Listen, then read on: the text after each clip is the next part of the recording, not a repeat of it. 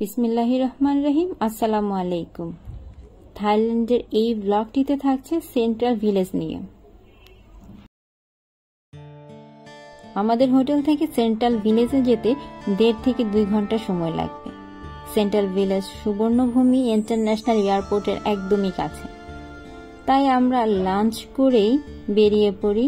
আর আমরা এমন একটা সময় বেছে নিয়েছি যেখানে আমরা যেন সেখানে গিয়ে একটা পড়ন্ত বিকেল পাই, কারণ দুপুরের দিকে খুব রোদ। আর তাছাড়া 5টার আগে আমরা রওনা হয়েছি যাতে করে আমরা জ্যাম না পাই, কারণ এখানে ট্রাফিক জ্যাম অনেক বেশি ব্যাংককে। এই তো চলে এসেছি আমরা, এই তো এয়ারপোর্ট দেখা যাচ্ছে।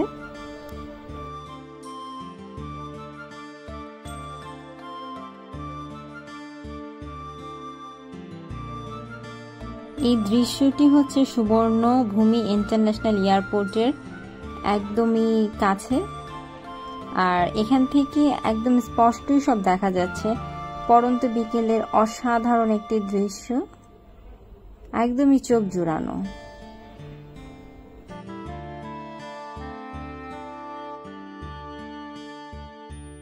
অপূর্ব দৃশ্য দেখতে দেখতে চলে এসেছি আমরা সেন্ট্রাল ভিলেজে। সেন্ট্রাল ভিলেজের পার্কিং লটটা কিন্তু খুবই বড়, আর এইটার এরিয়াটা খুব বড় একটা এরিয়া নিয়ে এই শপিং সেন্টার বা এটার আউটলেটগুলো করা হয়েছে।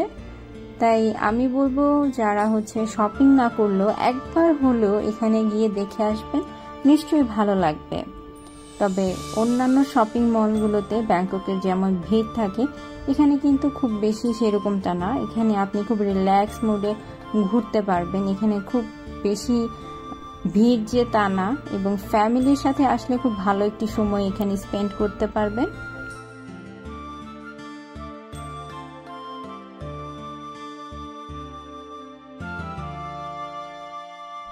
এখানে সব আউটলেট, কোথায় কোন আউটলেট গুলো আছে কোন সাইডে, কাজ এইটা ছোট কোনো এরিয়া না, এটা অনেক বড় একটা এরিয়া। এখানে ফুড কোর্টও আছে এবং ফুড কার্টও আছে। সো আপনারা আপনাদের মতো করে যেটা চান সেভাবে করে আপনারা খাবার খেতে পারবেন। দেন এখানে নামাজ পড়ার জায়গা আছে এবং ওয়াশরুম আছে। ওয়াশরুমগুলো খুবই ক্লিন।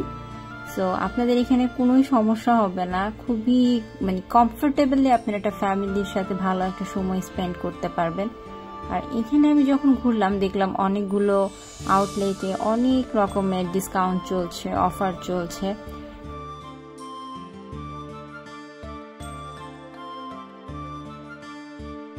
এই স্পেসগুলো দেওয়া হয়েছে বসার জন্য। এখানে অনেকগুলো বেঞ্চ টাইপের করা আছে, এবং শুধু এইখানে না, একটু পরপরই বা আপনি এখানে পুরাটার মধ্যেই বসার জন্য অনেক স্পেস পেয়ে যাবেন। শুধু যে হাঁটবেন বসার কোনো জায়গা নাই তা কিন্তু না, এখানে বসার জন্য বসে রিল্যাক্স মোডে টাইম স্পেন্ড করার জন্য খুব সুন্দর একটা জায়গা আমি বলবো।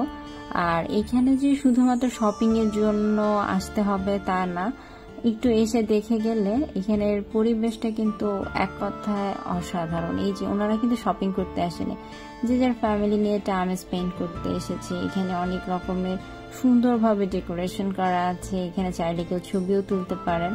আর এটা জুসের জন্য। আর আমি আরো দেখলাম যে কফির জন্য একটা ফুড কার্টও আছে, একটা না বেশ অনেকগুলোই আছে। তো এখানে ঘুরে ঘুরে দেখতে অনেকটা সময় চলে যাবে।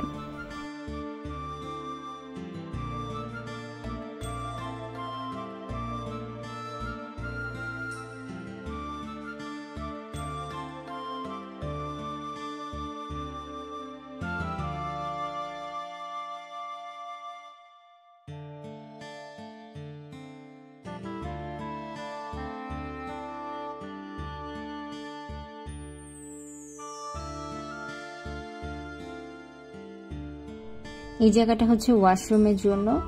আর ওয়াশরুমের জন্য শুধুমাত্র এই একটা সাইড না, এখানে অনেকগুলো জায়গা আছে এরকম করে লেনে লেনে ভাগ করা। আপনারা ladies washroom and gents washroom পেয়ে যাবেন, এবং বাচ্চাদের জন্য দেখলাম যে খেলার জন্য অনেক স্পেস আছে। আর আমরা হাঁটতে হাঁটতে পেয়ে গেলাম একটা শপ, যেখানে সব রকমের খাবার দাবার বলতে গ্রোসারি সবই পাওয়া যায়। যেহেতু আমরা পুরা ব্যাংকক জুড়েই 7-Eleven আছে, তাই তেমন কিছু এখান থেকে আমি কিনি নাই, তাই প্রাইস সম্পর্কে আমি বলতে পারছি না। তবে এখানে অনেক কিছু দেখলাম যে অনেক কিছুই আছে।